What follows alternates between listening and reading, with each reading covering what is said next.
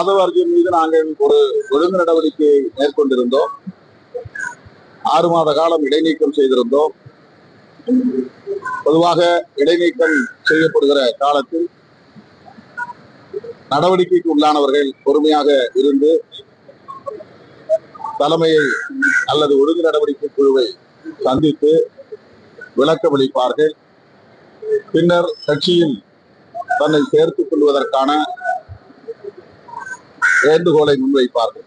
ஆனால் ஆதவ அர்ஜுன் அவர்கள் உடனடியாக கட்சியிலிருந்து வெளியேறுவதாக அறிவித்தார். பதவியில் இருந்து பொறுப்பிலிருந்து விலகினார். இப்போது தமிழக வெற்றி கழகத்தின் தேர்தல் வியூக வகுப்பாளராக பணியாற்றப் போகிறார் என்ற தகவல்களை ஊடகங்களின் மூலம் அறிய வந்தேன். அவருக்கு என்னுடைய வாழ்த்துக்கள்.